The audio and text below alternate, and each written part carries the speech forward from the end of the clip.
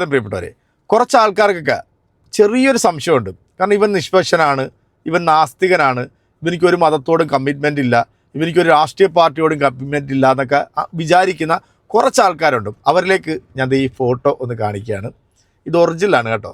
ഇവൻ്റെ പേര് ഞാൻ പറയാൻ ആഗ്രഹിക്കുന്നില്ല. നല്ല ഒന്നാന്തരം പബ്ലിക് ക്ലോസറ്റാണ്. ഹാർപ്പിക് എന്ന് പറയുമ്പോഴത്തേക്ക് ഈ ക്ലോസറ്റിലുള്ള കീടാണുക്കളെ നശിപ്പിക്കുന്നതല്ലേ. അപ്പോൾ അത്രത്തോളം പരിവേഷം ഇവന് കൊടുക്കണ്ട എന്ന് ഞാൻ വിചാരിക്കുകയാണ്. അതുകൊണ്ട് തന്നെ നല്ല ഒന്നാന്തരം പബ്ലിക് ക്ലോസറ്റിലെ കീടാണുവാണ് ഈ വൃത്തികെട്ട ഊള. അപ്പം ഞാനൊന്ന് ഉറപ്പിക്കുന്നതിന് വേണ്ടിയാണ് ഈ ഒരു പോസ്റ്റ് നിങ്ങളെന്ന് കാണിച്ചത്. ഇപ്പം നിങ്ങൾക്ക് പൂർണ്ണമായിട്ട് വിശ്വാസമായി കാണും. സംഘികൾക്ക് വേണ്ടി എന്ത് നെറിവുകെട്ട പണിയും എന്ത് തന്തയില്ലായ്മയും ചെയ്യുന്ന ഒരു വൃത്തികെട്ട പരമനാറിയാണ് എന്നുകൂടെ ഞാനൊന്ന് ഓർമ്മപ്പെടുത്തുകയാണ്.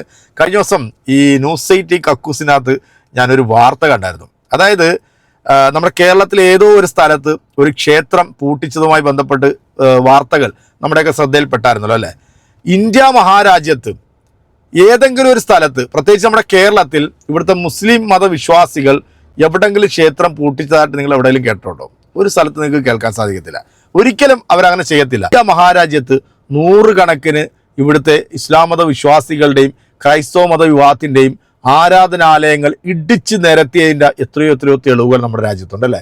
അതിൽ ഏറ്റവും എടുത്തു പറയേണ്ടത് 1992 ബാബരി മസ്ജിദ് തകർക്കപ്പെട്ടത് തന്നെയാണ്. അവിടെ രാമജന്മഭൂമിയാണ്, അവിടെ രാമക്ഷേത്രം പൊളിച്ചിട്ടാണ് പള്ളി പണിതത് എന്നുള്ള ആ നറേറ്റീവായിട്ടുള്ള വാർത്തകളൊക്കെ നമ്മൾ ഒരുപാട് കണ്ടതാണ്. ചരിത്രം ഇന്നും നമ്മുടെ കൺമുന്നിലുണ്ട്. ആർക്കിയോളജിക്കൽ വിഭാഗം അവിടെ ഖനനം നടത്തിയപ്പോഴത്തേക്ക് ശിഷ്ടങ്ങൾ കിട്ടിയെന്നൊക്കെയാണ് പറയപ്പെടുന്നതെങ്കിലും ഇതിനൊന്നും വ്യക്തമായിട്ടുള്ള ഒരു തെളിവുമില്ല എന്നുള്ളതാണ്. എന്നാൽ വിവരവും വിദ്യാഭ്യാസവും ഉള്ള ആളുകളൊക്കെ പറഞ്ഞിട്ടുണ്ട് അങ്ങനൊരു സംഭവമേ അവിടെ ഉണ്ടായിട്ടില്ല എന്നുള്ളത്. മുഗൾ ചക്രവർത്തിമാർ ഈ രാജ്യം ഭരിച്ചപ്പോൾ ഏതാണ്ട് 800 വർഷത്തോളം മുഗൾ ചക്രവർത്തിമാർ ഈ രാജ്യം ഭരിച്ചു അല്ലേ.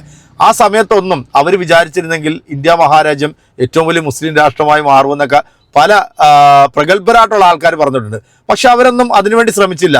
നമ്മുടെ രാജ്യത്തിന് ഒരുപാട് സംഭാവനകൾ നൽകി രാജ്യത്തെ എല്ലാ ജനവിഭാഗങ്ങളെയും ഒരേപോലെ കാണാൻ അവർ മനസ്സ് കാണിച്ചു എന്നുള്ളത്. അതിനുശേഷം ഇങ്ങോട്ട് വന്നിട്ടുള്ള ഒരുപാട് ചക്രവർത്തിമാരാണെങ്കിലും കൊള്ളാം, അതൊക്കെ തന്നെ അതൊന്ന് ഫോളോ ചെയ്തു പോയത്. പക്ഷെ ഇന്ന് നമ്മുടെ കേരളത്തിൻ്റെ ഏറ്റവും വലിയ ശാപം എന്ന് പറയുന്നത് ഈ വൃത്തികെട്ട നാറിയ സംഘപരിവാറിന് വേണ്ടി അവൻ്റെ അടിവസ്ത്രം വരെ താങ്ങി അവൻ്റെ ചിഹ്നം വരൽ തൊട്ട് അങ്ങ് നെറുകൻ തല വരെ നക്കി വെളുപ്പിക്കുന്ന ഈ വൃത്തികെട്ട നാറി കേരളത്തിലെ പൊതുസമൂഹത്തിന് ശാപമാണ്. അപ്പോൾ ഈ ഒരു ചർച്ചയിൽ ഈ കൊണാപ്പൻ കുറച്ച് കാര്യങ്ങൾ പറയുന്നുണ്ട്. സത്യത്തിൽ ഇവനെയൊക്കെ ഉണ്ടല്ലോ അടിച്ചണ്ണാക്കി കയറ്റി കൊടുക്കാൻ കഴിയുന്ന ആൾക്കാർ വേണം ഡിബേറ്റിന് വരാൻ. പിന്നെ ഇവനെപ്പോലുള്ള ഊളയനെയൊക്കെ ഈ ചാനലിനകത്ത് ഡിബേറ്റിന് വിളിച്ചപ്പോഴത്തേക്ക് ഇതിൻ്റെയൊക്കെ ക്വാളിറ്റി എത്രത്തോളം ഉണ്ടെന്നുള്ളത് മനുഷ്യർക്ക് മനസ്സിലാവും. എന്തായാലും ഇത് കണ്ടതിന് ശേഷം നിങ്ങൾ കൃത്യമായിട്ട് ഇതിനൊരു കമന്റ് അയക്കുക. നമുക്ക് നേരെ വീഡിയോയിലേക്ക് പോവാം. അമ്പലം എന്താ ആദ്യമായിട്ടാണ് ഇവിടെയാണ് പൂട്ടുന്നത്? നിങ്ങൾ എന്തായി പറയണ അനുസാരി? എത്ര അമ്പലങ്ങൾ ഇന്ത്യയിൽ ഇവിടെ അമ്പലം പൂട്ടിച്ചെന്ന് പറഞ്ഞു ആരിഫ് ഒന്ന് പറയാവോ? എത്ര അമ്പലം SDPI പൂട്ടിച്ചെന്ന്? SDPI പൂട്ടിച്ചല്ലേ, ലോകത്ത് എത്ര, ഇന്ത്യയിൽ എത്ര അമ്പലങ്ങൾ പൂട്ടിച്ചിട്ടുണ്ട് അല്ലെങ്കിൽ തകർക്കേണ്ടി വന്നിട്ടുണ്ട്. ഈ ബാബരി മസ്ജിദ് പൊളിച്ചതും SDPI ആയിരിക്കും, അമ്പലം പൊളിച്ചതും SDPI ആയിരിക്കുമോ? അങ്ങനെയാണോ ആരിഫ് പറയുന്നത്? ബാബരി മസ്ജിദ് പണിതതും ആരാണ്? SDPI ആണോ? ഏതാ ബാബരി മസ്ജിദ് ആരാ, എവിടെ, എന്ത് പൊളിച്ചിട്ടാ പണിതത്? അതും കൂടി പറയ്. അതെന്താ പറയാത്ത? ബാബരി മസ്ജിദിന്റെ ചരിത്രം അറിയോ ആരിഫിന്? ഈ കുറച്ച് RSSന്റെ പൈസ വാങ്ങിയിട്ട് ഇങ്ങനെ അൻസാരി, ഇതിനകത്ത് പ്രജേഷ് പറഞ്ഞതിൽ ചില കൃത്യമല്ല, പ്രജേഷ് പറഞ്ഞതിൽ ചില ചർച്ച ചെയ്യപ്പെടേണ്ട ചില കാര്യങ്ങളുണ്ട്. ശ്രീ അൻസാരി, വ്യക്തിപരമായിട്ടുള്ളതിലേക്ക് പോകേണ്ട അല്ല അൻസാരി വ്യക്തിപരമായ കാര്യങ്ങളിലേക്ക് പോകേണ്ട. പ്രജേഷ് പറഞ്ഞതിനുള്ള മറുപടി പറയൂ. അൻസാരിയും ആരിഫും തമ്മിലുള്ള വ്യക്തിപരമായ കാര്യങ്ങളിലേക്ക് പോകേണ്ട. പ്രജേഷ് പറഞ്ഞതിനുള്ള മറുപടി അല്ല, രാഷ്ട്രീയക്കാരെ മാത്രം പോരല്ലോ ചർച്ചയ്ക്ക് അൻസാരി. അതേപോലെ അങ്ങനെ പറയരുത്. പ്രജേഷ് രാഷ്ട്രീയക്കാരനല്ല. പ്രജേഷ് പറഞ്ഞതിന് പക്ഷേ മറുപടി പറയണം താങ്കൾ. പ്രജേഷ് കൃത്യമായിട്ട് പോയ കാര്യങ്ങൾ പറഞ്ഞിരുന്നു. ഒരു സംവിധാനത്തിന്റെ, എനിക്ക് വ്യക്തമായിട്ട് അറിയില്ലെങ്കിൽ പോലും ഒരു സംവിധാനത്തിന്റെ ഭാഗമായി നിന്ന് പറയുന്ന ആളാണെന്ന് എനിക്ക് മനസ്സിലാവുന്നത്. അദ്ദേഹത്തിന് അത് പറയാൻ റൈറ്റ് ഉണ്ട്. പക്ഷേ ഞാൻ പറയട്ടെ, തീർത്തും ഒരു സമൂഹത്തെ വളരെ മോശമായി പറയുന്ന ഒരു സമൂഹത്തോട് ബാധ്യതയില്ലാത്ത RSSന്റെ പക്കൽ നിന്ന് പൈസ വാങ്ങിയിട്ട് കള്ളം പ്രചരിപ്പിക്കുന്ന ഒരാളെ ഒരു സാമൂഹിക അർഹിക്കുന്നില്ല. ആരും ഒരു രാഷ്ട്രീയക്കാരനല്ല, ഒരു സാമൂഹിക പ്രവർത്തകരല്ല. ഞാൻ പറഞ്ഞ കാര്യങ്ങൾ ഒരെണ്ണം സ്ഥാപിച്ചാൽ അൻസാരി, ഞാനത് ഇവിടെ വാക്ക് പറയാണ്, ഞാൻ ഈ പണി നിർത്തും. ഞാൻ പറഞ്ഞതിൽ ഒരു കള്ളം നിങ്ങൾ തെളിയിക്കുക. നിങ്ങൾ ആണാണെന്നുണ്ടെങ്കിൽ തെളിയിക്കുക. ആണാ ആരിഫ് പറയുന്ന 100 വട്ടം കള്ളങ്ങൾ വേണമെങ്കിൽ തെളിയിക്കാം. ആരിഫിനെ വേണമെങ്കിൽ ഞാൻ വെല്ലുവിളിക്കുക. ആരിഫ് കള്ളം പ്രചരിപ്പിക്കുന്നതിന്റെ ഏറ്റവും ഈ കേരളത്തിൽ ഇത്രയും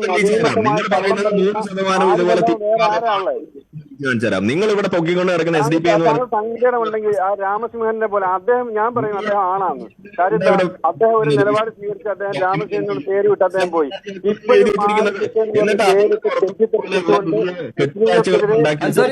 അൻസാരി ഇങ്ങനെ വ്യക്തിപരമായിട്ട് പോകേണ്ട. ഞാൻ പ്രജേഷ് പറഞ്ഞതിനുള്ള മറുപടി താങ്കൾ ഏതെങ്കിലും ഒരു അമ്പലം പിന്നെ അമ്പലത്തിനെതിരായ ഒരു വിഷയത്തിൽ ഏതെങ്കിലും ഒരു ഹൈന്ദവ വിശ്വാസിയുടെ മനസ്സിന് വ്രണപ്പെടുന്ന രീതിയിൽ ഏതെങ്കിലും പ്രസ്താവനകൾ പോലും, ഇനി അക്രമം പോട്ടെ, പ്രസ്താവനകൾ നടത്തിയിട്ടുണ്ടോ?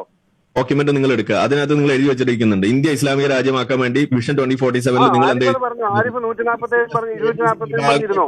ഇത് 247 പറഞ്ഞിരുന്നു. ആരിഫ് ചർച്ച ചെയ്യുന്നിടത്തൊക്കെ തന്നെയും NIA കണ്ടെത്തലുണ്ടല്ലോ, ഡോക്യുമെന്റ്സ് സീസ് ചെയ്തിട്ടുള്ളതാണല്ലോ. അൻസാരി ഡോക്യുമെന്റ് സീസ് ചെയ്തിട്ടുള്ളതാണല്ലോ. പോപ്പുലർ ഫണ്ട് നിരോധിച്ചിട്ട് 3 വർഷമായി എന്ന് ആരിഫിന്റെ അടുത്ത് ആരെങ്കിലും ഒന്ന് പറഞ്ഞു കൊടുക്കണം. അയാൾക്ക് ബുദ്ധി ഉണ്ടെങ്കിൽ നിങ്ങൾ ആ സാധനം പേര് മാറി ഇവിടെ നടക്കുന്നു എന്ന് ഇവിടുത്തെ അറിയുന്നില്ലേ? ഇപ്പോഴും ആരിഫ് 2047 പറഞ്ഞുകൊണ്ടിരിക്കുക. ഇത്രയും ബോധമില്ലാത്ത ഇല്ലെന്നാണോ പറയുന്നത്? ഇവിടെ ഈ അന്വേഷണ ഏജൻസികളൊക്കെ നുണ പറഞ്ഞാണെന്നാണോ അപ്പൊ നിങ്ങൾ പറയുന്നത്? അല്ല അൻസാരി, അങ്ങനെയാണെങ്കിൽ കൈവെട്ട് കേസും ഇല്ല എന്നുള്ളതാണോ? പ്രൊഫസറുടെ കൈവെട്ടിയ കേസും ഇല്ല എന്നുള്ളത് തന്നെയാണോ പറയുന്നത്? ED കുറിച്ചുള്ള ധാരണകൾ എന്താ? പൊതുസമൂഹത്തിന് എന്താ ഉള്ളത്? രാജ്യത്തെ പ്രതിപക്ഷത്തിന് ED കുറിച്ചുള്ള ഒരു അഭിപ്രായം എന്താ? അത് RSSന് വേണ്ടി പ്രവർത്തിക്കുന്നതാണെന്ന് വളരെ കൃത്യമായിട്ട് അറിയാലോ. ഇന്ത്യ ഇസ്ലാമിക രാജ്യമാക്കാൻ വേണ്ടി അവർ പദ്ധതി ഇട്ടു, ഈ പറയുന്ന ഡോക്യുമെന്റ് ഉണ്ടാക്കി എന്നതിന്റെ അടിസ്ഥാനത്തിൽ തന്നെയാണ് അവിടെ ഈ ജാമ്യം പോലും അവിടെ നിഷേധിച്ചിരിക്കുന്നത്. എന്താ നിങ്ങൾ ഓർക്കാത്തത്? അപ്പൊ ഇതൊക്കെ നുണയാണെന്നാണോ നിങ്ങൾ പറഞ്ഞത്? കോടതി, ഡൽഹി ഹൈക്കോടതിയിൽ എന്താ നുണ അവിടെ അവര് നുണ പറഞ്ഞതെന്നാണോ നിങ്ങൾ പറയുന്നത്? അത് അവര് നോക്കിക്കോളും. ഞാൻ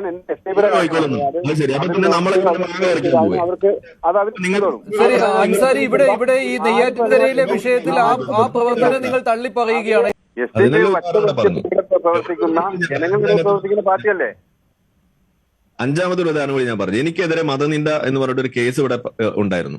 ആ കേസ് കൊടുത്തത് പോലും നിങ്ങൾ SDPIയുടെ ഒരു പ്രവർത്തകൻ, ഈ ഈരാറ്റുപേട്ട ഭാഗത്തുള്ള ഒരു ചങ്ങാതി ഒരു ഹിന്ദു നാമധാരിയെ കൊണ്ട് കള്ളക്കേസ് കൊടുക്കുന്ന രീതിയിലാണ് കൊടുപ്പിച്ചത്. കാരണം എന്താണ്? അവരുടെ ഉദ്ദേശം എന്ന് പറയുന്നത് അത് ഒരിക്കലും പുറത്തു വരാൻ പാടില്ല എന്നതായിരുന്നു. പക്ഷെ നമ്മളത് കണ്ടെത്തി. കാരണം നിങ്ങൾ വിചാരിക്കുന്ന പോലെ എല്ലാ പോലീസുകാരും നിങ്ങളുടെ ഇതിന്റെ ഉള്ളിലല്ല. അല്ലാതെയും കുറച്ച് ബോധമുള്ള മനുഷ്യന്മാരിവിടെ ഉണ്ട് പോലീസുകാരായിട്ട്. അവർ നമുക്ക് കൃത്യമായിട്ട് കണ്ടെത്തിയിരുന്നത് ആരാണ് അതിന്റെ പിന്നിൽ ഉള്ളത് എന്നുള്ളത്. ആ കേസിനൊക്കെ നമ്മൾ ഊരി പോരുകയും ചെയ്തു. അതാണ് ഉണ്ടായിട്ടുള്ളത്. അപ്പൊ നിങ്ങളുടെ ഈ സംഘീയ തന്നെ പറയുന്നത് എന്താ? അദ്ദേഹം തന്നെ പറയുന്നത് എനിക്കും അനുകൂലമുള്ള ആൾക്കാരുണ്ട്, RSSകാരെ അങ്ങോട്ടുണ്ട്, ഞങ്ങൾ പറഞ്ഞാലും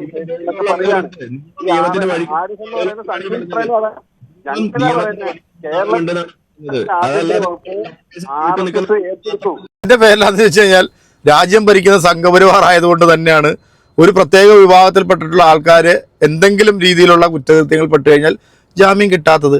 നീ സംഘപരിവാറിനെ നക്കി നടക്കുന്നതുകൊണ്ട് നീ എന്ത് തെമ്മാടിത്തരവും എന്ത് വിവരക്കേടും ഇവിടെ നിന്നുകൊണ്ട് വിളിച്ചു പറഞ്ഞാലും നിനക്കെതിരെ ഒരു ചെറുവിരൽ പോലും അനക്കില്ല എന്നുള്ളത് നിനക്ക് നല്ല ബോധ്യമുണ്ട്. പിന്നെ സെപ്റ്റി ടാങ്ക് തല്ലി തകർത്തിട്ടൊന്നും അകത്ത് പോയി കിടക്കാൻ ആൾക്കാർക്ക് താല്പര്യമില്ലാത്തതുകൊണ്ടാണ് നീ ഇങ്ങനെ ഇരുന്നുകൊണ്ട് ഞെളിഞ്ഞിരുന്നുകൊണ്ട് ഇങ്ങനെ ഈ ശുദ്ധ തെമ്മാടിത്തരവും അസംബന്ധവും ഒരു സമുദായത്തെ കുറിച്ച് ഇങ്ങനെ പറഞ്ഞുകൊണ്ടിരിക്കുന്നത്. നിന്നെ ഈ ആണും പെണ്ണും കെട്ട രൂപത്തിൽ ഉൾപ്പെടുത്താൻ പോലും പറ്റത്തില്ല. അതിലും എന്തെങ്കിലും നികൃഷ്ടമായിട്ടുള്ള സാധനങ്ങളുണ്ടെങ്കിൽ അതിനകത്ത് മാത്രമേ നിന്നെ ഉൾപ്പെടുത്താൻ പറ്റത്തുള്ളൂ. എന്നാലും പ്രിയപ്പെട്ട പ്രേക്ഷകരെ, നിങ്ങളിത് കേട്ടല്ലോ അല്ലേ? ഞാനൊരു പ്രസ്ഥാനത്തിൻ്റെ ഒരു പാർട്ടിയുടെ ഒന്നും വ്യക്താക്കളല്ല. പക്ഷേ ഇതുപോലുള്ള വിവരം കെട്ട ദോഷികൾ വന്നിരുന്നുണ്ട് വിവരക്കേട് പറയുമ്പോഴത്തേക്ക് അത് ഞാൻ പറയും. ഈ മഞ്ജുഷിനെ പോലുള്ള മാധ്യമ പ്രവർത്തകർക്ക് സത്യത്തിൽ പുച്ഛം തോന്നിപ്പോവാണ്. കാരണം ഇതുപോലത്തെ വേട്ടാവളിയന്മാരെയൊക്കെ വിളിച്ചിരുത്തി ചർച്ച ചെയ്യുമ്പോഴത്തേക്ക് ഇതിൻ്റെയൊക്കെ നിലവാരം എത്രത്തോളം ഉണ്ടെന്നുള്ളത് കേരളത്തിലെ പ്രബുദ്ധരായിട്ടുള്ള ജനങ്ങൾ ഇങ്ങനെ വീക്ഷിച്ചുകൊണ്ടിരിക്കുക. നാണം കെട്ട പണിക്ക് പോകല്ലേ മഞ്ജുഷെ. ഇതുപോലത്തെ വൃത്തികെട്ടവന്മാരെയൊക്കെ വിളിച്ചിരുത്തി ചർച്ച ചെയ്യല്ലേ. കുറെ അവിടുന്ന് കുറെ സംഘികളും ഇവിടുന്ന് കുറെ സംഘികളുടെ ആസനം താങ്ങുന്ന ചില വേട്ടാവളിയന്മാരും. എന്തായാലും ഇതിനൊക്കെ കൃത്യമായിട്ട് മറുപടി കൊടുക്കേണ്ടത് എൻ്റെ പ്രിയപ്പെട്ട പ്രേക്ഷകരാണ്. അത് നിങ്ങൾ കൃത്യമായിട്ട് ചെയ്യും. അപ്പോൾ അടുത്തൊരു വീഡിയോ കാണാം. അതൊരു എല്ലാവർക്കും ബൈ.